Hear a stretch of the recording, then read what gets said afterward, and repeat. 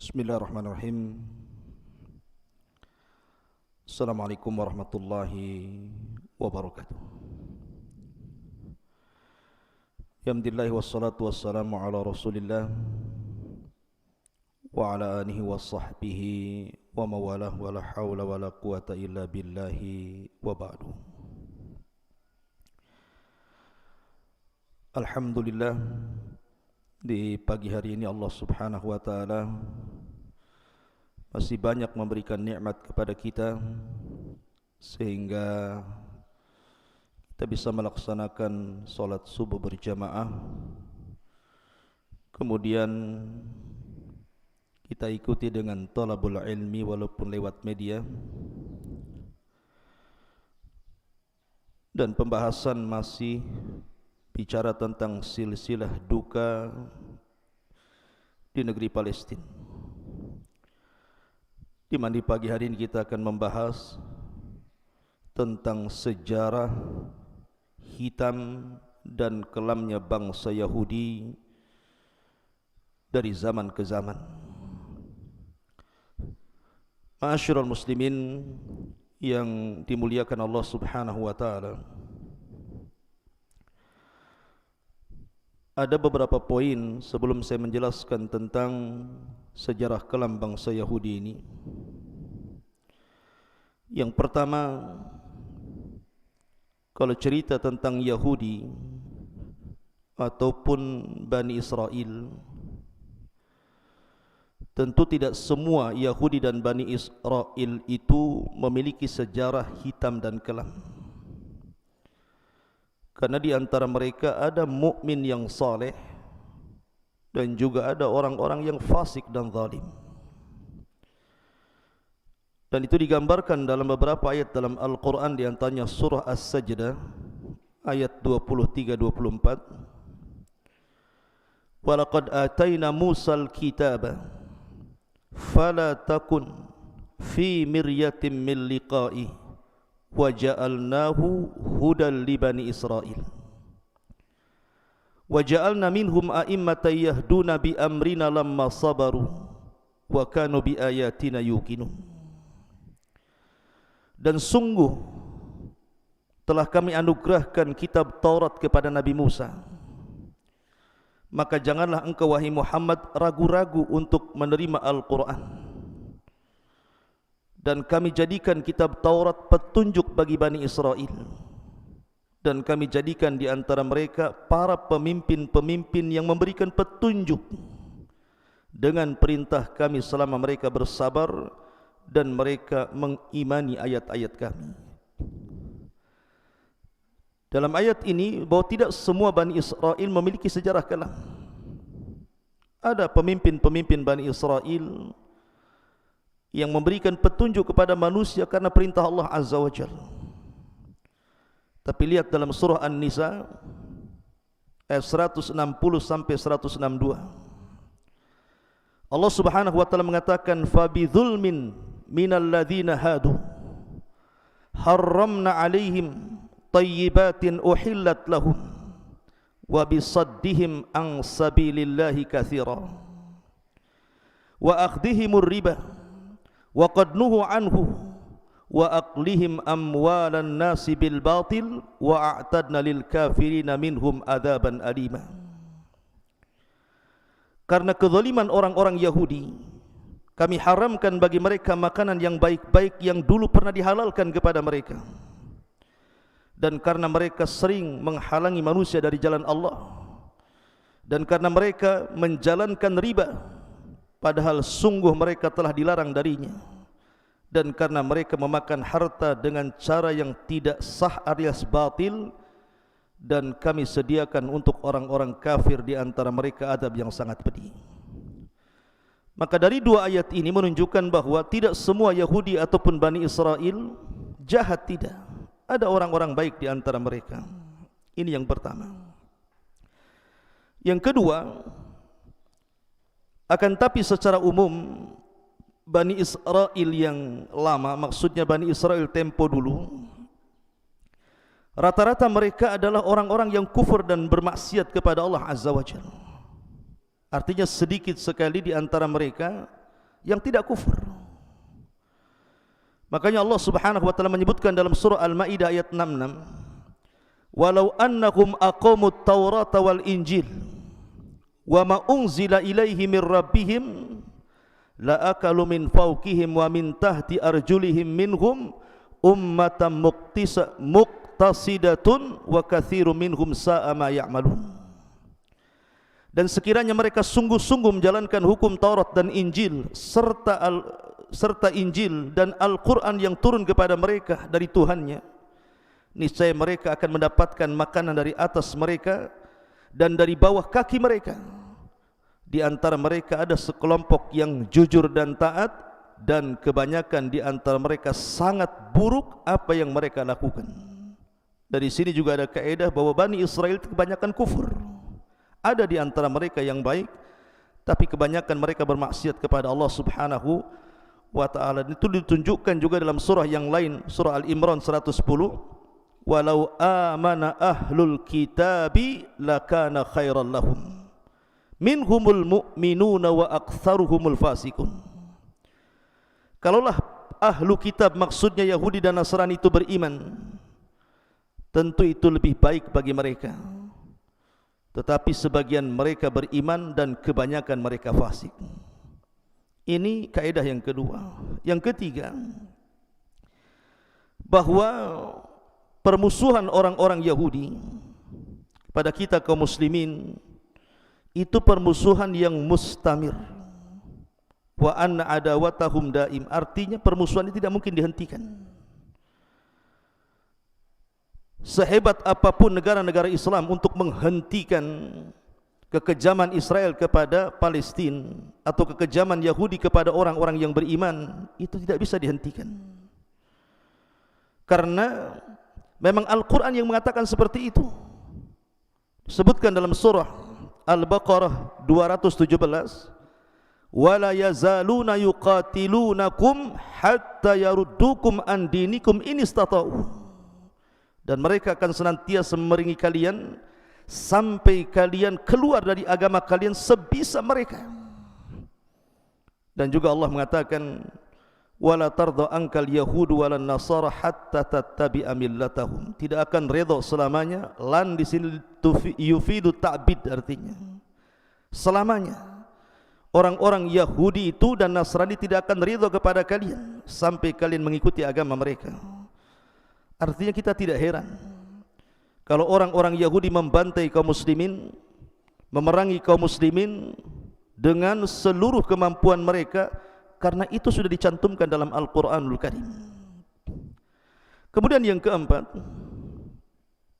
ma'asyiral muslimin yang dimuliakan Allah Subhanahu wa taala, bahwa Allah mengisyaratkan dalam Al-Quran, Allah mengisyaratkan dalam Al-Quran bahwa akan terjadi kehinaan dua kali, kehancuran dua kali bagi bangsa Yahudi. Dan itu disebutkan dalam surah Al-Isra ayat 4. Allah mengatakan, "Wa qadayna ila bani Israila fil kitabi latufsidunna fil ardi marrataini wa la ta'luwanna uluwan kabira." Dan kami telah pastikan kepada Bani Israel yang tercatat dalam Alkitab Al-Quran bahwa mereka akan merusak di bumi dua kali, dan mereka akan dihinakan juga dua kali. Ma'asyiral muslimin yang dimuliakan Allah Subhanahu wa taala, tentu ada sejarah di sini dan sudah saya singgung sedikit tentang masalah ini pada kajian sebelumnya, bahwa ketika Bani Israel itu semakin jauh dari ajaran nabinya, bahkan sebagian mereka kemudian banyak yang menyembah berhala, maka diutus kepada mereka raja zalim. Dan penghancuran pertama dilakukan oleh Bukhtun Nasr, di mana Bukhtun Nasr, Raja Babil ini datang ke Palestina, kemudian menghancurkan Yahudi sehancur-hancurnya. Sebagian mereka dibunuh, anak-anak dan perempuannya ditawan, dibawa ke Irak, dan begitu seterusnya. Kemudian juga yang kedua kalinya terjadi di masa Isa bin Maryam, ketika mereka mulai membunuh para nabi. Yahya dibunuh, Zakaria dibunuh, bahkan Isa pun upaya pembunuhan terjadi. Akan tapi Allah angkat Isa ke langit. Maka didatangkan kepada mereka orang-orang Romawi, orang Romawi ini kemudian kembali menjajah Bani Israel sampai akhirnya mereka terhina 2 kali. Ini satu penafsiran. Ada yang mengatakan bahwa kehinaan Bani Israel atau orang-orang Yahudi itu terjadi di zaman Rasul. Ketika Bani Qunaiqah terusir dari Madinah, kemudian Bani Nadir terusir dari Madinah, kemudian Bani Quraidah terusir dari Madinah, terakhir mereka berkumpul di Khaybar. Dan Nabi SAW berhasil mengalahkan orang-orang Khaybar. Maka dari sini orang-orang Yahudi akan terus terhina. Makanya di zaman Umar ibn Khattab, Persia dikuasai sampai ke Baitul Maqdis. Kemudian terulang di zaman Salahuddin Al-Ayyubi, juga terulang lagi Baitul Maqdis dikuasai kaum muslimin. Dan kelak di akhir zaman orang-orang Yahudi pun akan dihinakan oleh Al-Mahdil Muntadhar Muhammad ibn Abdullah rahimahullahu ta'ala. Ma'asyiral muslimin yang dimuliakan Allah Azza wa Jalla. Kemudian yang nomor 5, Allah Subhanahu wa ta'ala mengatakan dalam surah Al-Imran ayat 111, lan yadhurrukum illa adha wa yuqatilukum yuwallukumul adbar thumma la yunsarun. Mereka tidak akan membahayakan kamu kecuali gangguan-gangguan kecil saja, dan jika mereka melarang kamu, niscaya mereka mundur berbalik ke belakang, kalah artinya selanjutnya mereka tidak mendapatkan pertolongan Allah Azza wa Jalla. Artinya sehebat apapun orang-orang Yahudi menyerang kaum muslimin, itu tidak akan membahayakan kaum muslimin kecuali sedikit. Walaupun sekarang pertempuran sengit Israel kepada Palestina, maka itu bagian-bagian riak-riak kecil saja. Sebab kalau betul-betul bertempur kaum muslimin dengan orang-orang Yahudi, di mana seluruh kaum muslimin dunia bersatu, mereka tidak ada apa-apanya. Karena Allah Subhanahu wa ta'ala yang mengatakan lan yadhurrukum illa adha wa yuqatilukum yuwallukumul adbar thumma la yunsarun. Mereka tidak akan membahayakan kamu kecuali gangguan-gangguan kecil saja. Dan jika mereka memerangi kamu, niscaya mereka akan kalah mundur ke belakang. Selanjutnya mereka tidak akan ada pertolongan sama sekali. Ma'asyiral muslimin yang dimuliakan Allah Subhanahu wa ta'ala, baik kita akan masuk kepada sisi gelap bangsa Yahudi dari zaman ke zaman. Ma'asyiral muslimin yang dimuliakan Allah Azza wa Jalla, berkembangnya orang-orang Yahudi itu terjadi di Mesir. Jadi ketika Nabi Allah Yusuf alaihi salatu wassalam memboyong seluruh keluarga ayahnya Yakub, kemudian putra-putra Yakub yang 12 itu beranak pinak berketurunan, akhirnya kemudian mereka berkembang cukup pesat di Mesir, sehingga mereka disebut Bani Israel. Karena Israel itu nisbat kepada Yakub. Yakub itu artinya Israel. Kenapa disebut Israel? Ada yang mengatakan bahwa Yakub itu selalu berjalan tengah malam untuk tafakur, memandang kekuasaan Allah Azza wa Jalla. Dan berjalan tengah malam dalam bahasa Arab itu disebut Isra. Makanya ada perjalanan Rasul itu Isra Mi'raj. Kenapa Isra? Karena perjalanan tengah malam. Lah karena Yakub suka keluar malam memandang kekuasaan Allah Azza wa Jalla, maka disebut Isra, yang kemudian ditambah il, Israel. Il itu artinya Allah, hamba Allah yang senantiasa tafakur di tengah malam. Ini satu penafsiran. Ada yang mengatakan Israel itu dari bahasa Ibrani. Il itu Allah, Isra itu artinya hamba Allah, jadi Abdullah. Israel artinya Abdullahi, hamba Allah. Karena Nabi Yakub adalah orang yang sangat kuat ibadahnya kepada Allah Subhanahu wa ta'ala, maka dinisabkan kepada dia bahasa Ibrani namanya Israel. Jadi keturunan Yakub disebut Bani Israel. Dari mana? Dari 12 putranya, termasuk juga Nabi Yusuf, Binyamin, Lawa, kemudian Yahuda dan yang lainnya. Lah di zaman Yusuf inilah Bani Israel dihormati oleh Fir'aun. Tentu Fir'aun di zaman Nabi Yusuf, bukan Fir'aun di zaman Nabi Musa.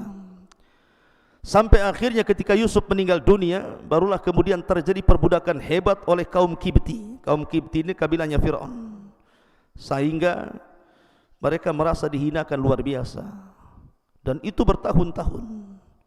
Sampai akhirnya kemudian muncullah seorang Nabi yang sangat masyhur dari nabi-nabi Bani Israel, satu di antara ulul azmi minar rusul, nabi yang disematkan kalimur rahman, Nabi Musa alaihi salatu wassalam, sang penyelamat Bani Israel.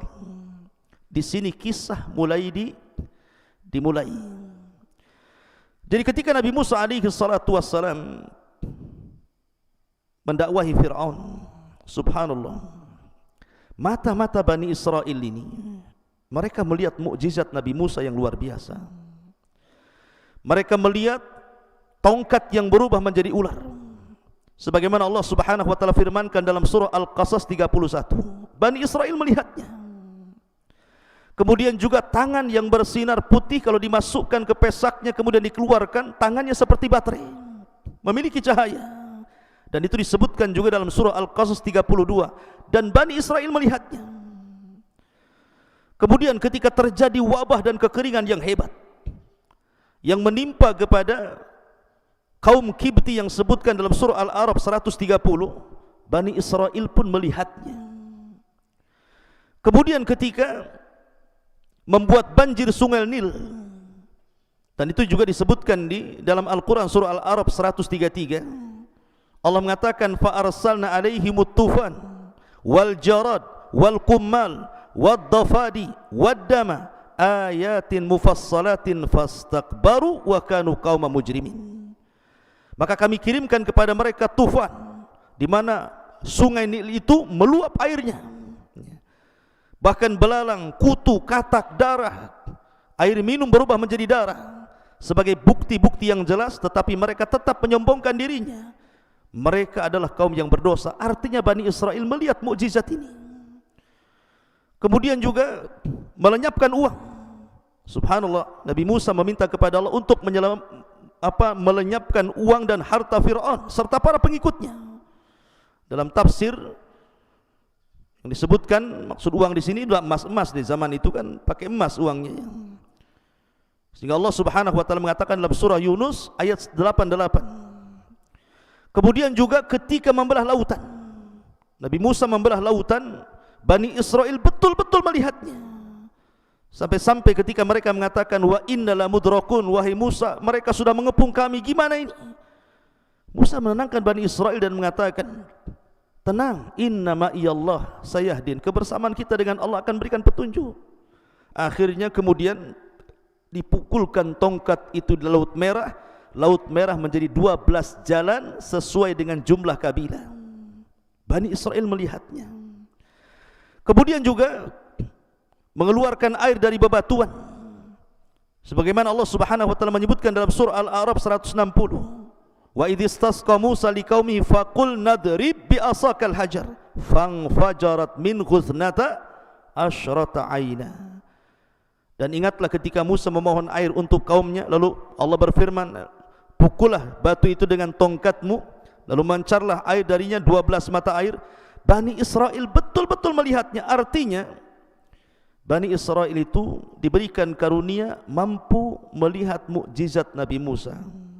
Akan tetapi saya katakan, walaupun Bani Israel melihat begitu banyak mukjizat yang Allah tampakkan di hadapan mereka dari Nabi Musa alaihi salatu wassalam, tapi Bani Israel ini kaum yang kufur, tidak bersyukur, keras kepala, degil. Bahkan ketika baru saja dilewatkan dari sungai Nil, kemudian Fir'aun ditenggelamkan dan mereka melihatnya. Ketika Fir'aun sudah tenggelam itu, mereka enggak percaya Fir'aun tenggelam, sehingga mereka meminta Nabi Musa untuk diperlihatkan jasadnya. La haula wala quwata illa billah. Akhirnya Allah Subhanahu wa taala mengembalikan jasad Fir'aun. Baru setelah dilihat oleh Bani Israel, baru yakin Fir'aun itu mati. Sudah jelas-jelas mereka melihat Fir'aun itu tenggelam, masih juga ingin melihat jasadnya. Cukup saya di sini? Tidak. Akhirnya setelah kemudian berjalan sebentar, meninggalkan Laut Merah itu, rupanya mereka melihat ada satu daerah penyembah berhala. Banyak patung yang disembah di situ.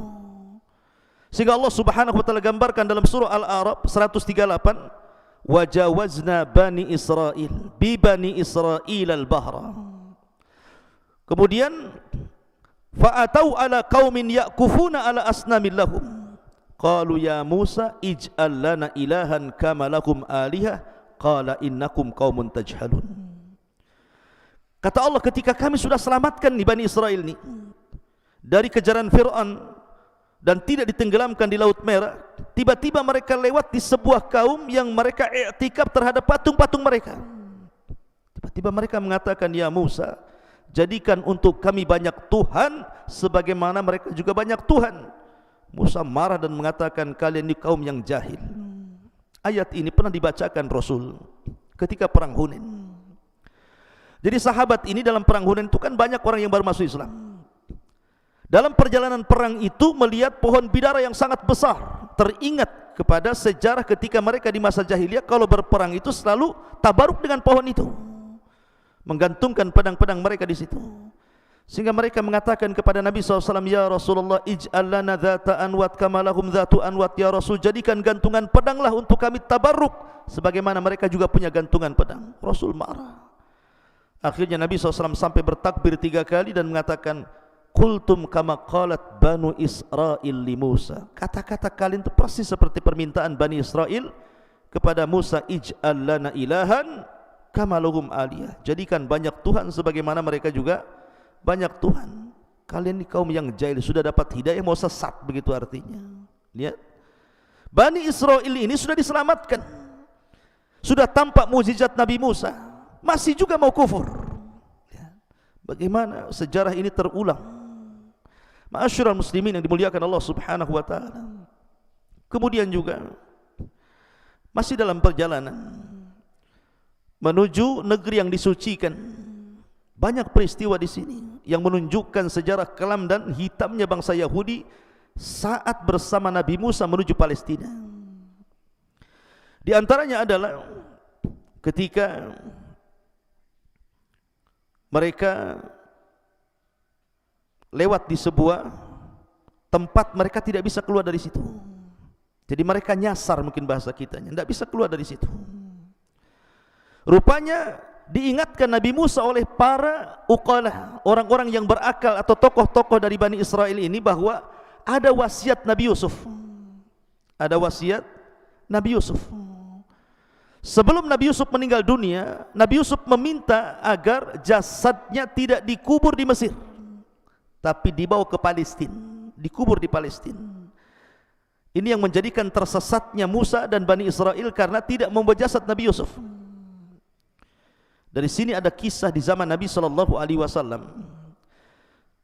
Nabi SAW setelah pulang dari Khaybar, melawan Khaybar dan berhasil menaklukkan orang-orang Yahudi Khaybar, dan itu perang terakhir melawan orang-orang Yahudi. Pulang Rasul dengan para sahabat kehabisan bekal. Di tengah jalan dia pun mampir di seorang nenek dari nenek-nenek Bani Israel, nenek-nenek Yahudi, nenek Yahudi di zaman Rasul yang berada di perbatasan kota Madinah. Maka Rasul minta dijamu. Maka nenek itu pun menjamu Rasul dan para sahabatnya, memberikan makanan dan begitu seterusnya. Tiba-tiba kemudian Nabi SAW mengatakan, ingat bahwa Nabi itu tidak pernah melupakan kebaikan orang. Sekecil apapun kebaikan, pasti Nabi akan mengingatnya dan akan membalasnya. Makanya Nabi SAW mengatakan, Nek, kau sudah berbuat baik kepadaku, sekarang kira-kira timbal balik dari kebaikanmu itu apa? Maka nenek ini mengatakan, ya Muhammad, saya tidak ingin apapun kecuali berikan pembantu kepadaku, biar aku tidak bekerja keras. Yang kedua, berikan unta kepadaku supaya aku tidak jalan kaki, aku punya kendaraan. Kemudian yang ketiga, berikan kalban yahrusu ghanami, anjing yang bisa menjaga ternak-ternakku. Kemudian berikan ini itu macam-macam. Heran Rasul, ini kebaikan secuil tetapi balasannya minta banyak. Maka Nabi SAW mengatakan kepada nenek Yahudi ini, Nek, kata Nabi SAW, lemahkah dirimu untuk seperti nenek di zaman Bani Israel? Lemahkah dirimu wahai nek untuk seperti nenek di zaman Bani Israel? Sahabat heran, apa maksudnya Rasulullah ini? Maka Nabi SAW menceritakan, dahulu Nabi Musa pernah tersesat bersama Bani Israel karena tidak membawa jasadnya Nabi Yusuf. Dan tidak ada yang tahu kuburan Nabi Yusuf kecuali seorang nenek dari Bani Israel. Akhirnya kemudian Nabi Musa pun mendatangi nenek itu. Kemudian kata Nabi Musa, wahai nenek, tunjukkan di mana kuburan Nabi Yusuf. Nenek itu mengatakan, ya Nabi Allah, bisa saja aku tunjukkan di mana kuburannya, tetapi tidak semudah itu, ada imbalannya. Kata Nabi Musa alaihi salatu wasalam, apa imbalannya? Maka nenek itu mengatakan, an akuna ma'aka fil jannah, jadikan aku temanmu di sorga. Nabi Musa kaget, hanya menunjukkan di mana kuburan Nabi Yusuf, permintaannya sebagai timbal baik kebaikannya supaya dia menjadi teman Nabi Musa di sorga. Sorga bukan milik Nabi Musa. Nabi Musa terdiam sampai akhirnya Jibril datang mewahyukan kepada Nabi Musa bahwa nenek itu pantas mendapatkan itu. Akhirnya ditunjukkanlah kuburan Nabi Yusuf, kemudian digali karena jasad Nabi tidak mungkin dimakan tanah, masih tetap utuh. Akhirnya kemudian dibawalah jasadnya Nabi Yusuf menuju Palestina. Lihat bagaimana wanita di zaman Rasul hubbud dunya, sangat mencintai dunia, padahal orang sudah tua itu lebih dekat kepada akhirat dibandingkan kepada dunia. Ma'asyiral muslimin yang dimuliakan Allah Subhanahu wa taala. Kemudian juga setelah Nabi Musa alaihi salatu wasallam terus berjalan, di antara peristiwa-peristiwa dalam perjalanan itu, ketika Nabi Musa alaihi salatu wassalam diuji oleh Allah Subhanahu wa taala tidak bisa keluar di padang pasir. Alasannya karena Bani Israel tidak bisa diajak kerjasama. Ketika mereka sampai di perbatasan Palestina, tinggal masuk saja ke Palestina lewat jalur Ariha, kota tertua di dunia. Tiba-tiba mereka takut dengan orang-orang Kan'aniun, penduduk asal Arab yang sudah tinggal di Palestina sebelumnya. Sehingga kemudian mereka mengatakan kepada Nabi Musa alaihi salatu wassalam, karena lancang, lihat lancangnya Bani Israel, orang-orang Yahudi ini, idhab anta wa rabbuka faqatila inna hahuna qaidin. Wahai Musa, kalau kau ingin mengajak perang kami tidak sanggup, sudah lelah kami berjalan. Kalau kau ingin perang sana sendiri, ajak Tuhanmu berperang berdua, biar kami nonton di sini, siapa yang kalah, siapa yang menang. Dari situlah Allah Subhanahu wa taala turunkan azab kepada Bani Israel. Ketika mereka berada di padang pasir, disebar kabut di mana-mana, sehingga mereka tidak bisa keluar dari negeri itu. Bayangkan, kabut di mana-mana. Setiap mereka berjalan ke sana, balik lagi ke sini. Makanya Allah Subhanahu wa taala menyebutnya dalam Al-Quran sebagai Ardutih, negeri linglung. Mereka dilinglungkan, tidak bisa keluar dari situ. Bayangkan, itu padang pasir, tidak ada tanaman, tidak ada air, tidak ada tumbuh-tumbuhan, betul-betul padang pasir kering kelontang. Kalau seandainya bukan karunia Allah, mereka bisa mati kelaparan. Tetapi Bani Israel ini degil. Mereka datang kepada Nabi Musa meminta makanan yang turun dari langit, ma'idatan minas sama. Ditolak Nabi Musa? Tidak. Nabi Musa tidak menolaknya. Nabi Musa justru mengabulkannya. Akhirnya Nabi Musa alaihi salatu wasallam berdoa kepada Allah Subhanahu wa taala. Dari situlah Allah Subhanahu wa taala tiba-tiba kemudian menurunkan dua makanan yang sangat lezat. Yang pertama disebut al-manna, yang kedua disebut salwa. Manna itu semacam madu, salwa itu semacam daging burung. Ada yang mengatakan roti yang ada daging di dalamnya, itu manna salwa. Dan itu sudah diletakkan Allah Azza wa Jalla di waktu mereka harus makan. Jadi kalau seandainya makan 3 kali, pagi, siang, sore, mereka tinggal ngambil saja. Kemudian mereka mengeluh kepada Nabi Musa, ya Musa, tidak ada pohon, kami panas. Akhirnya Nabi Musa alaihi salatu wasallam berdoa, kemudian didatangkan awan di kepala mereka. Awan ini menaungi mereka dari panas matahari. Kemudian mereka mengatakan, ya Musa, kami haus. Akhirnya Nabi Musa alaihi salatu wassalam memukulkan tongkat di batu, kemudian terpancar 12 mata air. Wa idhistasqa Musa liqaumihi faqul nadrib bi asakal hajar fanfajarat min khuthnata asyrata aina. Kenapa tidak satu mata air untuk rame-rame? Kenapa mesti 12? Karena Bani Israel itu satu kabilah dengan kabilah yang lainnya bermusuhan. Makanya Allah mengatakan apa? Tahsabuhum jami'an wa qulubuhum syatta. Kau lihat mereka bersatu. Tidak, orang Yahudi itu mereka bercerai-berai di antara mereka. Makanya biar tidak ribut, dibuat masing-masing mata air. Kabilah Benyamin sendiri, kabilah Yusuf sendiri, kabilah Yahuda sendiri, kabilah Lawas sendiri, dibuat masing-masing. Karena mereka terkenal suka bertikai. Lama mereka diberikan nikmat oleh Allah Subhanahu wa taala seperti itu. Tapi apa yang terjadi? Rupanya mereka bosan memakan manna dan salwa itu. Akhirnya kemudian karena bosannya memakan manna dan salwa, maka mereka pun meminta kepada Nabi Musa alaihi salatu wassalam untuk makan makanan yang lain. Kami pengen sayuran, kami pengen bawang-bawangan. Nabi Musa alaihi salatu wassalam heran dengan perilaku Bani Israel. Kenapa diberikan makanan yang enak tetapi memilih makanan yang tidak enak? Makanya Allah Subhanahu wa taala gambarkan di dalam Al-Quran sendiri tentang bagaimana kisah Bani Israel yang meminta kepada Nabi Musa makanan selain makanan yang telah dianugerahkan kepada mereka dari langit. Allah Subhanahu wa taala menjelaskan dalam surah Al-Baqarah, di antaranya adalah ketika mereka meminta makanan-makanan itu, Nabi Musa sempat marah dan mengatakan, ihbitum misran fa inna lakum ma sa'altum. Kalau kalian ingin sayur-sayuran, ingin bawang-bawangan, kalian tinggal turun ke kota-kota. Misran di sini bukan Mesir, artinya kota-kota. Kalian tinggal turun ke kota-kota, ke desa-desa, ke daerah-daerah, tinggal beli dapat. Tapi manna dan salwa ini berbeda. Karena manna dan salwa ini makanan dari langit. Lah sebab itulah akhirnya Allah Subhanahu wa taala hinakan orang-orang Yahudi, hinakan Bani Israel karena mereka menentang nabinya. Kemudian juga di antara kisah yang lain juga yang masih di Arduti tadi, ketika Nabi Musa alaihi salatu wassalam datang dengan rombongan Bani Israel,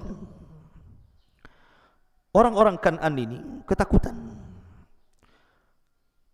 Lah ada seorang murid Nabi Musa yang menguasai Ismul A'zam, nama-nama yang sangat agung, yang kemudian ditugaskan Nabi Musa untuk berdakwah di negeri Kan'an. Namanya Bal'am ibn Ba'ura. Lah orang-orang Jabbariyun ini, orang-orang Kan'an ini datang kepada Bal'am dan mengatakan, ya Bal'am, Nabi Musa datang dengan pasukan Bani Israel hendak menyerbu kami. Sebaiknya kau berdoa kepada Allah Azza wa Jalla untuk kehancuran mereka. Bal'am ini ulama Bani Israel, dan dia orang soleh Bani Israel, bukan orang biasa. Bal'am tidak mau pada awalnya, tapi karena setiap hari didatangkan harta, didatangkan jabatan macam-macam, akhirnya luluh juga hatinya. Kemudian dia berdoa kepada Allah Subhanahu wa taala untuk mendoakan kecelakaan Nabi Musa. Tetapi setiap dia berdoa kecelakaan kepada Nabi Musa, kecelakaan itu justru menimpa kepada kaum Kan'an. Sampai orang-orang mengatakan, ya Bal'am, kami suruh kau mendoakan kejelekan kepada mereka, kenapa kau berdoa kejelekan untuk kami? Maka Bal'am mengatakan, khasirat dunya wal akhirah, sungguh telah rugi duniaku dan akhiratku. Sudah hilang duniaku, sudah hilang pula akhiratku. Karena sudah terlanjur, dalam bahasa kita mungkin, ya sudah basah mandi sekali. Akhirnya Bal'am mengatakan kepada orang-orang, sediakan gadis-gadis terbaik kalian, goda Bani Israel. Kalau satu di antara orang pilihan Nabi Musa tergoda dengan gadis kalian, itu sudah cukup. Akhirnya kemudian disuruh jualan, masuk ke tenda-tenda. Rupanya satu di antara orang Nabi pilihan Nabi Musa alaihi salatu wassalam tergoda pula dengan wanita ini. Akhirnya sampai melakukan perzinahan. Dengan sebab berzinahnya orang ini, maka Allah Subhanahu wa taala timpakan penyakit taun. Ribuan Bani Israel mati dalam satu hari. Akhirnya kemudian dicari-cari penyebabnya. Rupanya penyebabnya karena orang pilihan Nabi Musa ada yang berzina.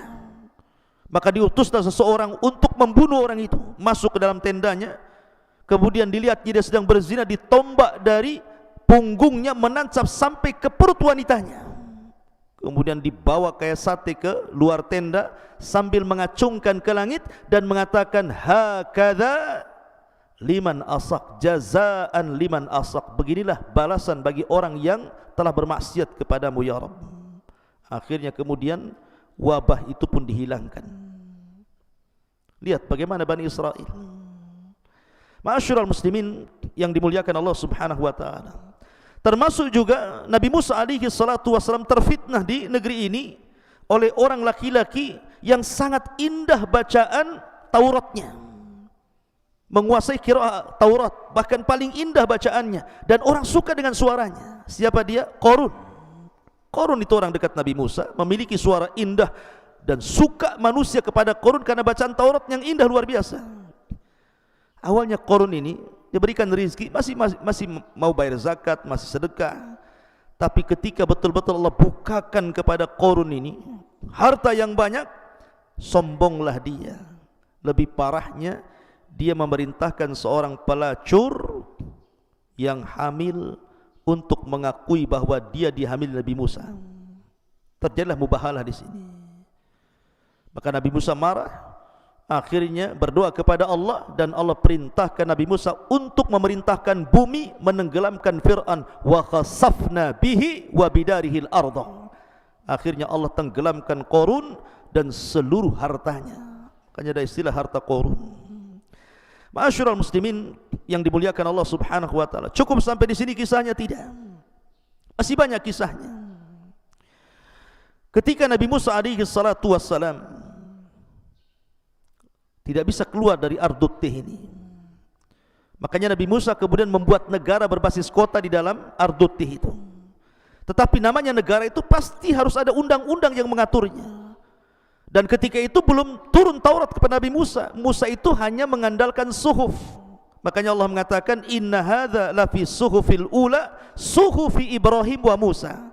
Jadi masih mengandalkan suhuf, belum ada Taurat. Maka Musa meminta kepada Allah untuk dibuatkan undang-undang kepada Bani Israel, dan Allah Subhanahu wa taala kabulkan. Musa disuruh keluar dari Ardut Tih menuju Bukit Saina. Ketika itu Musa mengatakan kepada Harun, pimpin Bani Israel, aku tidak lama, hanya 40 malam saja. Berkat Nabi Musa.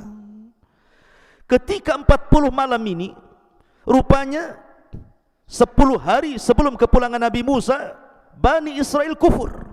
Kenapa kufur? Rupanya ada orang munafik di zaman itu yang membuat patung anak sapi namanya Samiri. Samiri inilah yang kemudian memurtadkan sebagian besar Bani Israel. Karena ketika Bani Israel ini dari Mesir melintasi Laut Merah itu, sebagian mereka merasa terbebani dengan emas-emasnya, karena sebagian emas itu adalah emasnya milik kaum Kibti. Sebagian mereka upah tapi belum bekerja, ada juga yang pinjam, dan itu diharamkan dalam syariat Nabi Musa, sehingga mereka membuang emas-emas di lautan. Lah Samiri ini berjalan di belakang, dia kutip emas-emas itu. Makanya dari emas-emas itulah akhirnya Samiri membuat patung sapi. Dan Samiri ini ketika itu sangat dekat jaraknya dengan Nabi Musa. Ketika Nabi Musa tiba-tiba di sampingnya ada orang yang berbaju putih, tiba-tiba memerintahkan sesuatu, kaget Samiri. Kenapa pula Nabi Musa diperintah-perintah orang? Nabi Musa, Samiri sudah mulai curiga ini. Jangan-jangan itu malaikat. Ya, memang itu malaikat Jibril. Ketika Nabi Musa hendak memukulkan lautnya supaya rapat, kata Jibril, tunggu dulu, sampai Fir'aun di tengah lautan. Baru setelah kemudian Fir'aun di tengah-tengah, kata Jibril, pukulkan sekarang. Baru dipukulkan, rapatlah lautan, tenggelamlah Fir'aun. Musa ini memperhatikan orang yang berbaju putih itu. Ketika orang berbaju putih dinaik kuda putih, diperhatikan tempat pijakannya. Setiap dia memijak, diambil pasirnya, memijak, diambil pasirnya. Dan ingat bahwa simbol kematian itu kambing dan simbol kehidupan itu kuda. Makanya ketika penduduk sorga masuk ke dalam sorga dan penduduk neraka itu masuk ke neraka, maka ji'a bil maut, didatangkan kematian dalam bentuk kambing gibas, kemudian disembelih oleh Allah, kemudian diserukan kepada penduduk sorga, la mautalakum khuludun la mautalakum, dan disuruhkan kepada neraka juga khuludun la mautalakum. Di sini Allah simbolkan kematian dengan kambing gibas. Maka simbol kehidupan adalah kudanya Jibril. Makanya ketika Samiri kemudian membuat patung anak sapi itu, kemudian dimasukkan tuh pasir bekas pijakan kaki kuda Jibril ke mulut patung anak sapi itu, tiba-tiba lahu khuar, mengeluarkan suara, hidup tapi bisa bergerak, tidak bisa bergerak tetapi bisa bersuara. Dari situ kata Samiri kepada Bani Israel, lihat bagaimana Musa jauh-jauh ke Bukit Saina cari Tuhannya pada Tuhannya di sini. Maksudnya patung anak sapi. Dari situ akhirnya sebagian besar Bani Israel murtad. Musa diwahyukan Jibril tentang murtadnya Bani Israel, bergegas dia balik. Ketika dia balik betul-betul sudah murtad sebagian besar mereka. Maka dia marah kepada Harun, ditariknya janggutnya, ditariknya kepalanya, kemudian mengatakan, apakah engkau hendak memecah belah Bani Israel? Kata Harun, ya Musa, aku tidak seperti dirimu, kau kuat, Bani Israel takut, aku lemah, mereka mengancam hendak membunuhku, aku hanya bisa menasihati tapi tidak bisa melarang mereka. Akhirnya kemudian Musa pun memecahkan papan Taurat, kemudian mengumpulkan orang-orang yang murtad, kemudian mereka disuruh untuk bertobat. Dan Allah Subhanahu wa taala gambarkan, faqtulu anfusakum, tobat kalian, kalian harus membunuh diri-diri kalian. Ketika itu mereka tidak mau. Bagaimana membunuh diri-diri mereka dengan pisau-pisau gitu kan? Karena mereka tidak mau, maka Musa marah, kemudian berdoa kepada Allah Subhanahu wa taala, diangkatnya bukit Tur di atas kepala mereka. Ketika bukit Tur di atas kepala mereka, Musa mengatakan, kalian mau bertobat atau bukit ini kami timpakan kepada kalian, mati juga. Ya. Akhirnya mereka memilih untuk mati bertobat, dan bukit Tur dikembalikan kepada asalnya. Mereka pun saling membunuh di antara mereka, dan itu bentuk tobatnya. Lihat bagaimana kedegilan Bani Israel, ditinggal 40 malam bisa kufur. Ya. Ma'asyiral muslimin yang dimuliakan Allah Subhanahu wa taala. Kemudian juga peristiwa yang lain yang terjadi selama perjalanan Nabi Musa alaihi salatu wassalam, ketika orang-orang ingin mendengar kalam Allah, mereka meminta kepada Nabi Musa, ya Musa, kami ingin mendengar bagaimana Tuhanmu bicara denganmu. Karena Nabi Musa itu disebut kalimullah, Nabi yang suka berdialog dengan Allah. Akhirnya Nabi Musa kabulkan, ayo, tapi ikut saya ke Bukit Saina. Akhirnya Musa pun berangkat duluan, dan mereka belakangan. Sesampainya Nabi Musa di Bukit Saina itu, Nabi Musa berdialog dengan Allah. Suaranya terdengar, karena ketika itu banyak kabut. Suaranya terdengar oleh Bani Israel yang ada di belakangnya. Jadi sengaja Allah memperdengarkan suaranya kepada Nabi Musa dan kepada Bani Israel, 70 pilihan Bani Israel yang ikut di belakangnya. Tapi karena ada terhalang kabut, mereka hanya bisa mendengar dialognya Musa dengan Rabbnya, Allah Subhanahu wa taala. Setelah kabut itu hilang, akhirnya mereka pun masih kurang yakin. Sampai-sampai mereka mengancam Nabi Musa dan mengatakan, lan nu'mina laka hatta narallaha jahrah. Wahai Musa, kami belum yakin sampai kami melihat Tuhanmu. Padahal awalnya mereka minta diperdengarkan suara Allah, sekarang minta pula diperlihatkan. Kurang ajar tidak tuh? Apa yang terjadi? Maka Allah mengatakan, fa akhadathhumus sa'iqatu wa antum tanzurun. Allah kirim petir sehingga mereka semua mati. Setelah kemudian mereka mati, Allah hidupkan kembali. Baru mereka sadar bahwa permintaan itu mustahil. Bagaimana mungkin Allah bisa dilihat? Tapi lihat bagaimana degilnya Bani Israel kepada nabinya. Sampai sedemikian rupa mereka meminta permintaan kepada Nabi Musa alaihi salatu wassalam. Ma'asyiral muslimin yang dimuliakan Allah Azza wa Jalla, bukan itu saja. Nabi Musa itu punya kebiasaan kalau mandi sendiri, tapi kalau Bani Israel mandi itu bareng-bareng di sungai. Sama dengan orang kampung ya, zaman dulu itu kalau mandi kan rame-rame itu di sungai. Sehingga mereka menuduh Nabi Musa itu punya cacat di badannya. Makanya Nabi SAW bersabda, yarhamullahu Musa qad udhiya bi akthar min hadza fasabar. Sungguh Allah merahmati Nabi Musa, banyak kali ujian Nabi Musa itu, tapi dia sabar. Difitnah kehormatannya Bani Israel. Musa itu jangan-jangan badannya banyak penyakitnya, ada lepranya atau apa gitu ya. Jadi suatu ketika Nabi Musa mandi. Nah, mandi di sini, mungkin Bani Israel sebelah sana begitu ya. Dia letakkan pakaian di atas batu. Rupanya batu ini tiba-tiba hidup berjalan. Nabi Musa kebingungan karena pakaiannya di atas batu tuh. Batunya berjalan, dikejar sama Nabi Musa. Rupanya batu itu melewati Bani Israel yang sedang mandi. Maka Bani Israel melihat Nabi Musa yang sedang telanjang mengejar-ngejar batu. Mereka baru melihat, demi Allah tidak ada badan yang lebih indah dibandingkan sosok Nabi Musa alaihi salatu wasallam. Baru mereka sadar bahwa apa yang mereka tuduhkan tidak benar. Lihat, sampai mereka mencacati kehormatan Nabi Musa alaihi salatu wasallam. Ma'asyiral muslimin yang dimuliakan Allah Subhanahu wa taala. Kemudian juga ketika Musa alaihi salatu wassalam meninggal dunia, kemudian juga sebelumnya Harun alaihi salatu wassalam meninggal dunia di negeri Ti, maka 40 tahun setelahnya datang generasi kedua, generasi terbaru dan pemimpin yang baru, Yusha ibn Nun, dan berhasil masuk ke negeri Ariha dan mengalahkan Ardu Kan'an sampai menguasai Baitul Maqdis. Ketika Nabi Yusha ibn Nun meminta kepada Bani Israel untuk masuk dengan cara ruku, menundukkan pandangan sebagai bentuk syukur kepada Allah Azza wa Jalla, kemudian mengucapkan hittah. Hittah itu artinya, ya Allah ampuni dosaku. Apa yang terjadi? Mereka tidak mau menundukkan pandangan, justru mereka berjalan dengan cara berbalik, mundur begitu. Kan menghina namanya. Bukan hanya itu saja, disuruh mengucapkan hittah malah hintah. Kalau hittah itu, ya Allah saya minta ampun dari dosa-dosaku. Kalau hintah itu, ya Allah berikan makanan kepada aku. Bayangkan, orang suruh minta ampun malah minta makan. Nah, inilah Bani Israel. Semua nabi yang dikirim ditentang dia. Makanya wajar kalau Allah mengatakan fariqan kadzabtum wa fariqan taqtulun. Sebagian kalian ada yang mendustakan para nabi, sebagian kalian ada yang membunuh para nabi.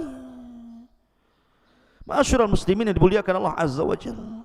Bahkan ketika kemudian Yusha ibn Nun meninggal dunia, kemudian Palestina ini dikuasai oleh Jalut. Akhirnya mereka meminta kepada nabi yang terakhir, nabi yang memimpin mereka namanya Samuel. Itu nabi terakhir itu, yang memimpin Bani Israel di masa hukum Qudot namanya. Mereka datang kepada Nabi Samuel dan mengatakan, ya Nabi Allah, kami sudah bosan dipimpin para nabi, kami ingin dipimpin para raja biar kami bisa jaya kembali. Tolong pilihkan raja untuk kami. Akhirnya Nabi Samuel ini memilihkan Tolut. Tolut tidak orang miskin, la mala wa raja, tidak punya harta, tidak punya kehormatan. Sudah dipilihkan seorang nabi, tidak mungkinlah nabi memilih sembarang. Mereka mengatakan, ya Nabi Allah, kenapa mesti Tolut? Kenapa nggak ada orang lain? Raja itu kan harusnya kuat, harusnya punya kecerdasan, harusnya punya harta yang banyak. Ini siapa Tolut ini? Kami tidak kenal dia. Tapi kemudian Samuel mengatakan, Tolut ini dilebihkan oleh Allah, dia pilihan Allah. Kemudian dilebihkan tenaganya, dilebihkan kecerdasannya. Memang tidak ada hartanya, tapi alamat bahwa dia akan menjadi raja kalian, nanti tabut akan sampai kepadanya. Karena tabut itu kan dicuri oleh orang Jalut, dan tabut ini adalah barang yang sangat diberkahi. Makanya Nabi Musa kalau perang itu selalu membawa tabut, dan kalau bawa tabut pasti menang. Lah tabut itu dicuri, makanya mereka lemah. Tiba-tiba betul Allah mengirim malaikat membawa tabut, dilayangkan di langit, persis diletakkan di depan Tolut. Baru mereka yakin Tolut raja mereka. Berangkatlah mereka jihad. Tolut membuat aturan di sini. Kalau kalian ingin perang bersama saya, nanti akan melewati sungai syariah. Di sungai syariah ini kalian tidak boleh minum banyak kecuali hanya satu tegukan saja. Kalau tidak, kalian tidak berhak menjadi pasukanku. Berangkatlah sampai di sungai syariah itu. Rupanya Karena mereka sudah berjalan lama lewat padang pasir, lembah, gunung, bukit, haus juga mereka. Ketika melihat air, banyak pula mereka minum, hanya sedikit yang meminum satu tegukan itu. Ada yang mengatakan jumlah mereka dari 80.000, sisanya hanya 4.000 yang ikut Talut. Yang 4.000 ini pun ketika kemudian melihat tentara Jalut yang besar-besar, yang banyak pasukannya, ciut juga. Akhirnya sebagian mereka lari tunggang langgang dan hanya tersisa 314 orang. Bayangkan, tinggal 314 orang aja, persis seperti tentara Badar. Ma'asyiral muslimin yang dimuliakan Allah Azza wa Jalla. Lah dari sinilah akhirnya Allah menangkan dengan terbunuhnya Jalut di tangan Nabi Allah Daud alaihi salatu wassalam, yang kemudian tampuk kepemimpinan jatuh kepada anaknya lagi namanya Nabi Allah Sulaiman. Dan ini kerajaan Bani Israel terkuat sepanjang sejarah, di mana Nabi Sulaiman memimpin kerajaan Bani Israel yang sangat kuat dan luar biasa. Ma'asyiral muslimin, ini sejarah kelam bangsa Yahudi zaman lampau sebelum kenabian Nabi sallallahu alaihi wasallam. Mari kita lihat beberapa akhlak orang-orang Yahudi dan berkaitan dengan zaman sebelum diutusnya Rasul, zaman di masa kenabian dan kerasulan Nabi sallallahu alaihi wasallam, dan di zaman setelahnya. Bagaimana akhlak mereka? Yang pertama, catatan hitam orang-orang Yahudi, dan itu tercantum semua dalam Al-Quran. Orang Yahudi itu syiddatul adawati lil mu'minin. Mereka sangat keras permusuhannya terhadap orang-orang yang beriman. Dan itu diisyaratkan dalam surah Al-Maidah 82. La tajidanna asyaddan nasi adawatan lil ladzina amanul yahuda wal ladzina asyraku. Sungguh engkau akan dapati manusia yang paling keras permusuhannya terhadap orang-orang yang beriman. Siapa? Orang-orang Yahudi dan orang-orang yang menyekutukan Allah Azza wa Jalla. Waktu firman muliakan Allah Subhanahu wa taala, kita lihat di zaman kerajaan Ashabul Ukhdud. Siapa rajanya Ashabul Ukhdud itu? Yaman, ada satu daerah namanya Najran. Rajanya Yahudi, namanya Dzunwas. Dzunwas inilah yang kemudian memaksakan orang-orang Nasrani Najran untuk masuk agama Yahudi. Kalau tidak mereka disiksa. Sampai akhir cerita, akhirnya turun surah Al-Buruj, di mana Dzunwas raja Najran ini membakar orang-orang yang beriman sebanyak 20.000. Lihat kekejaman orang-orang Yahudi kepada orang-orang yang beriman. Raja Dzunwas membakar 20.000 orang-orang yang beriman, sehingga Allah gambarkan wa ma naqam minhum illa an yu'minu billahil azizil hamid. Ma'asyiral muslimin yang dimuliakan Allah Azza wa Jalla. Kemudian di zaman Rasul ada orang Yahudi namanya Syath ibn Qais. Syath ibn Qais ini orang Yahudi ini yang menyulut hampir berperang orang-orang Khazraj dan juga Aus. Jadi orang-orang Khazraj dan Aus ini suatu ketika sedang duduk-duduk. Dulu kan bermusuhan nih, Khazraj dan Aus ini perang terus tuh. Tiba-tiba setelah keduanya masuk Islam, baik pula keduanya, saling berjabat tangan, saling berpelukan, saling bersaudara gitu. Lah orang-orang Yahudi tidak sedap melihat pemandangan seperti itu. Jadi datanglah Syath ibn Qais Yahudi ini, kemudian ikut duduk-duduk pula di tempat orang-orang Ansar ini. Khazraj dan Aus sedang berbincang-bincang. Tiba-tiba kemudian dia menceritakan tentang sejarah lama permusuhan dua kabilah ini. Karena asiknya bicara, terpancinglah orang-orang Khazraj dan Aus ini. Terpancing keduanya. Karena terpancing itulah akhirnya hampir-hampir kemudian keduanya berperang, sehingga dia mengatakan as-silahu silah, as-silahu silah. Ya. Tetapi kemudian sampailah perkara ini kepada Nabi sallallahu alaihi wasallam. Datang Rasul. Kemudian kata Nabi sallallahu alaihi wasallam, atad'unal jahiliyata wa ana baina adhurikum. Kenapa kalian bawa-bawa tradisi jahiliyah sementara aku berada di depan kalian? Lihat bagaimana orang Yahudi itu ngompor-ngompori supaya sesama kaum muslimin itu berperang. dan itu bentuk permusuhan yang luar biasa. Bahkan diceritakan oleh Ummul Mukminin Safiyah bintu Huyai ibn Akhtab yang belakangan menjadi istri Nabi. Safiyah ini bapaknya seorang raja, bapaknya seorang pemimpin kabilah, dan dia Yahudi bapaknya itu. Lah, Safiyah menceritakan dalam sebuah riwayat, saya ini anak yang paling dicintai bapakku dan juga paman-pamanku, namanya Abi Yasir.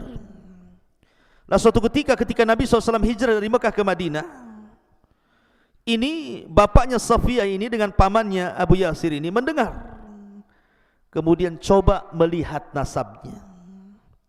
Rupanya Nabi yang diutus bukan dari Bani Israel, tapi dari bangsa Arab.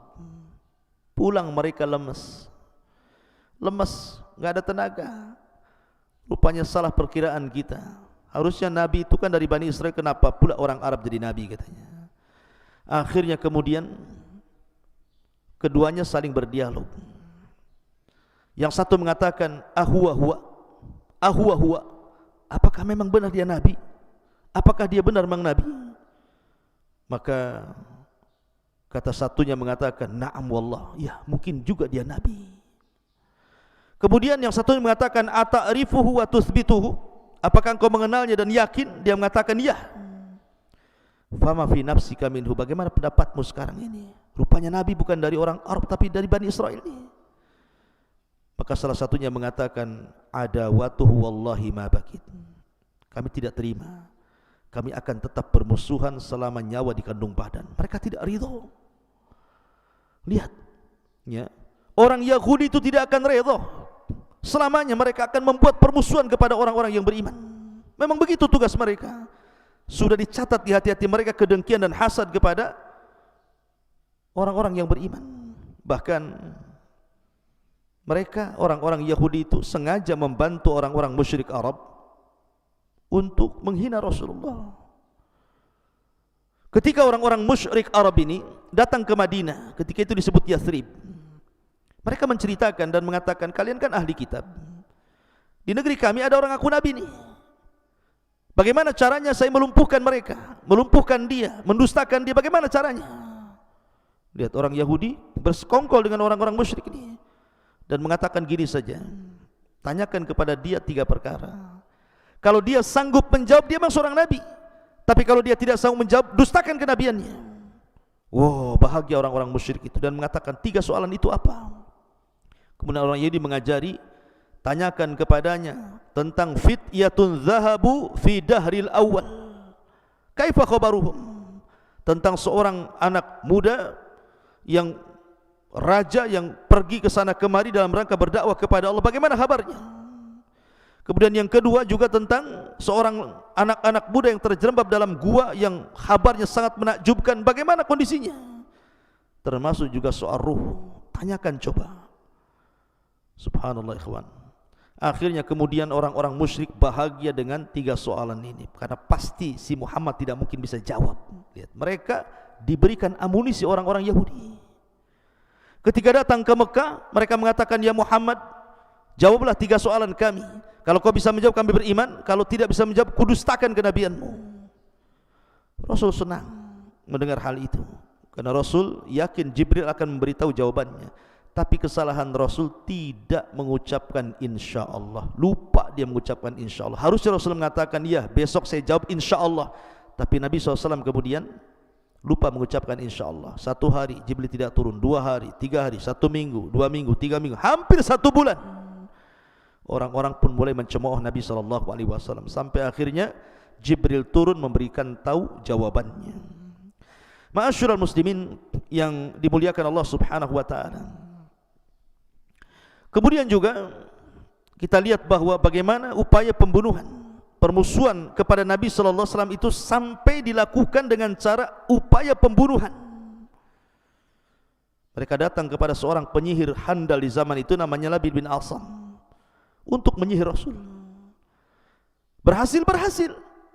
Makanya salah satu penyebab asbab nuzulnya Muawwidhataini itu dalam kisahnya Labid ibn Asam mencuri sisir Rasul. Di situ ada lilitan-lilitan rambut Rasul, dengan sebab bukhul itulah akhirnya Labid bin Asam berhasil menyihir Rasul. Ada yang mengatakan 6 bulan Rasul terkena sihir. Ma'asyiral muslimin yang dimuliakan Allah Azza wa Jalla. Bahkan sepulangnya Rasul dari Khaybar, Rasul diracun oleh seorang wanita namanya Zainab bintul Harith, wanita Yahudi, dan berhasil memakan sedikit racun yang dihidangkan dalam paha kambing itu. Dengan sebab itulah setelah bertahun-tahun dari peristiwa Khaybar, Nabi SAW baru bisa merasakan racunnya sehingga kepayahan. Ma'asyiral muslimin yang dimuliakan Allah Subhanahu wa taala, itulah permusuhan orang-orang Yahudi sejak zaman Rasul sampai hari ini, bahkan sampai kiamat dibangkitkan. Kemudian yang kedua, akhlak buruk mereka adalah qatlul anbiya'i war rusul. Mereka berusaha membunuh para nabi dan para rasul sejak zaman dulu. Bahkan disebutkan oleh para ulama sejarah, nabi-nabi yang dibunuh Bani Israel, disebutkan oleh Imam Ibnul Qayyim rahimahullahu ta'ala, annal yahuda fi yaumin wahid qatalu sab'ina nabiyan. Pernah Bani Israel itu, orang-orang Yahudi itu, dalam satu hari dia bunuh 70 nabi. Dalam satu hari 70 nabi dibunuh. Subhanallah, heran sekali. Dan itu di zaman Nabi Ilyas alaihi salatu wassalam. Bahkan masih kata-kata Imam Ibnul Qayyim rahimahullah ta'ala, bal qatalu asyara alaf nabi. Bahkan setiap hari ada saja nabi yang dibunuh, sampai jumlah mereka 10.000 nabi. 10.000 nabi dibunuh oleh orang-orang Yahudi. Lah di antara nabi-nabi yang dibunuh itu yang sangat masyhurlah kisahnya Nabi Yahya, dibunuh oleh orang-orang Yahudi dengan cara dipenggal kepalanya. Kemudian Nabi Zakaria digergaji ketika dia sembunyi dalam pohon, juga dibunuh oleh orang-orang Yahudi. Kemudian juga upaya pembunuhan kepada Isa bin Maryam, tapi Allah angkat Isa ke langit sehingga tidak jadi dibunuh, karena Isa salah satu ulul azmi minar rusul, dan Rasul bukan Nabi, sehingga tidak ada Rasul yang dibunuh. Kemudian juga di antara Nabi yang dibunuh adalah Yusa ibn Nun. Yusa ibn Nun dibunuh oleh orang Yahudi. Upaya pembunuhan. Tidak dibunuh, tapi ada upaya pembunuhan ketika Nabi Musa alaihi salatu wasallam meninggal dunia. Dituduh orang-orang Yahudi bahwa yang membunuh Nabi Musa itu Nabi Yusa. Bayangkan, dia dituduh membunuh Nabi Musa, sampai geram Bani Israel ini dan hendak membunuh Nabi Yusa. Tapi setelah kemudian jelas bahwa dia bukan pembunuhnya, tapi Nabi Musa memang sudah ajalnya datang, akhirnya kemudian tidak jadi. Kemudian juga ada nabi namanya Nabi Sya'iyah, salah satu Sya'iyah ibn Amis, Sya'iyah ibn Amsiyah, dari nabi-nabi Bani Israel, itu pun dibunuh oleh orang Yahudi. Kemudian Nabi Armiyah juga itu dibunuh oleh orang Yahudi, termasuk Nabi Daniel. Nabi Daniel juga dibunuh orang-orang Yahudi di Mesir. Kemudian juga Nabi Hazkiel dibunuh. Kemudian juga Nabi Amus dibunuh. Bahkan saya katakan upaya pembunuhan pun terjadi kepada para nabi, termasuk Rasul sallallahu alaihi wasallam. Jadi banyak sekali nabi-nabi yang dibunuh, sampai Allah Subhanahu wa taala jelaskan dalam Al-Qur'an, yaqtulunal anbiya bighairil haq. Mereka membunuh para nabi tanpa hak dibenarkan. Dan itu sifat yang buruk bagi orang-orang Yahudi. Kemudian yang ketiga, tahrifut Taurat. Mereka suka merubah-rubah Taurat. Dan itu difirmankan dalam surah Al-Baqarah 75, afatatma'una an yu'minu lakum wa qad kana fariqum minhum yasma'una kalamullah thumma yuharrifuna min ba'di ma aqaluhu wa hum ya'lamun. Maka apakah kamu wahai kaum muslimin sangat mengharap mereka akan percaya kepadamu, sedangkan segolongan dari mereka mendengar firman Allah lalu mereka mengubah-ubahnya setelah memahaminya, padahal mereka mengetahui? Itulah kebiasaan orang Yahudi merubah kitab-kitab suci. Ma'asyiral muslimin yang dimuliakan Allah Azza wa Jalla, salah satu kisahnya adalah disebutkan oleh Ibnu Jarir rahimahullahu ta'ala dengan sanad dari Ibn Zaid. Jadi ketika Nabi Musa alaihi salatu wassalam pulang membawa papan Taurat, Kemudian sebagian mereka sudah murtad. Papan itu dilempar sampai berkecai. Dengan sebab itulah menyimpangnya Bani Israel, karena papannya sudah hancur, untuk merangkai kembali susah. Lah, ditambah-tambah kemudian tangan-tangan kotor orang-orang Yahudi yang mereka betul-betul merubah-rubah. Contoh yang mudah saja, ketika terjadi perang Persia dan Romawi, kemudian Persia mengalahkan Romawi. Banyak orang-orang Yahudi yang tergabung di Romawi itu, mereka karena takut diperbudak akhirnya lari ke sana kemari meminta suaka. Salah satunya lari ke kota Madinah yang dulu disebut Yathrib. Lah, mereka berkeyakinan kenapa sampai di kota Madinah? Karena dalam perjanjian lama mereka bahwa di situ akan muncul seorang nabi. Sampai dalam mempelajari nabi yang akan muncul di akhir zaman itu, ya'rifunahu kama ya'rifuna abna'ahum. Mengenali nabi yang muncul itu lebih kenal dibandingkan anak-anak mereka. Tapi setelah datang nabi itu, apa yang terjadi? Mereka hapus nama Ahmad dan Muhammad dalam Taurat mereka. Yuharrifunal kalima ammawadi. Mereka merubah-rubah isi Taurat, tidak mengakui adanya kenabian Rasul sallallahu alaihi wasallam. Padahal kita dalam Islam sangat mengakui Isa sebagai nabi Nasrani dan Musa sebagai nabi Yahudi. Tapi mereka mengingkari nabi kita. Bahkan ada kisah di zaman Nabi SAW, ada tokoh Yahudi namanya Abdullah ibn Salam. Abdullah ibn Salam ini tokoh besar Yahudi di zaman itu di Madinah.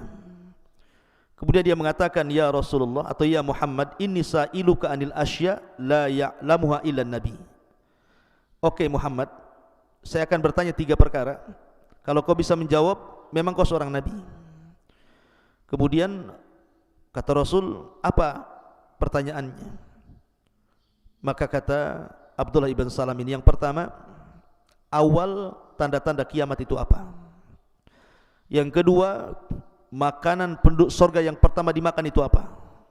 Yang ketiga, kalau bayi lahir, kenapa pula mirip bapak ibunya?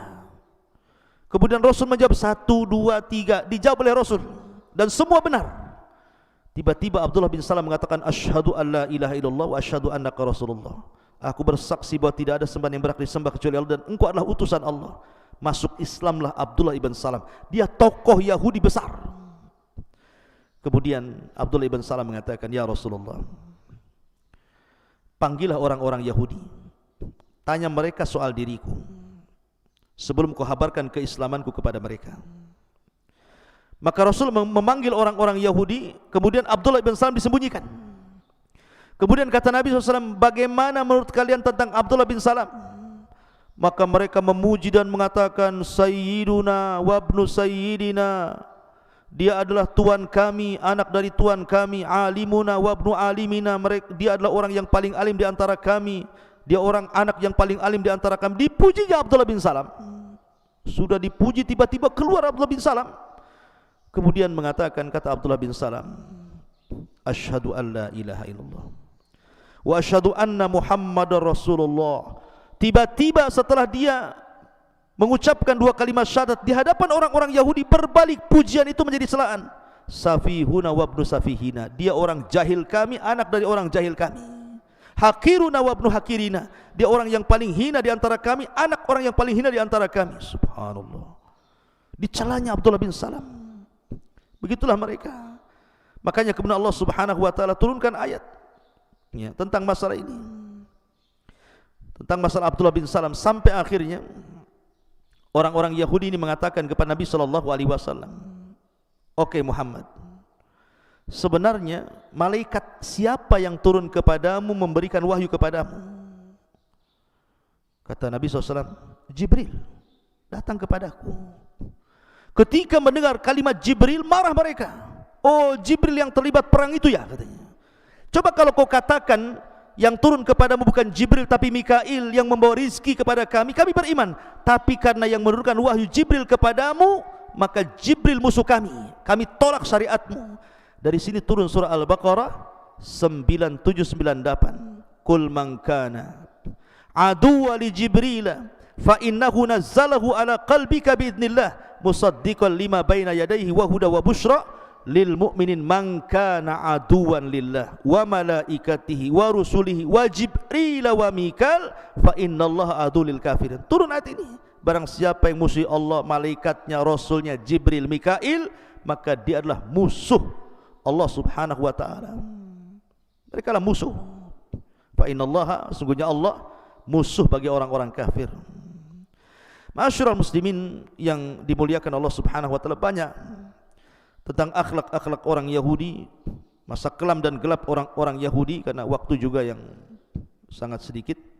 InsyaAllah kita akan lanjutkan di lain kesempatan, melanjutkan tentang sejarah hitam dan kelamnya bangsa Yahudi dari zaman ke zaman. Mudah-mudahan ada manfaatnya. Akhirnya saya tutup dengan kafaratul majlis. Subhanakallah bihamdika asyhadu an la ilaha illa anta astaghfiruka wa atubu ilaik. Allah ta'ala. Assalamualaikum warahmatullahi wabarakatuh.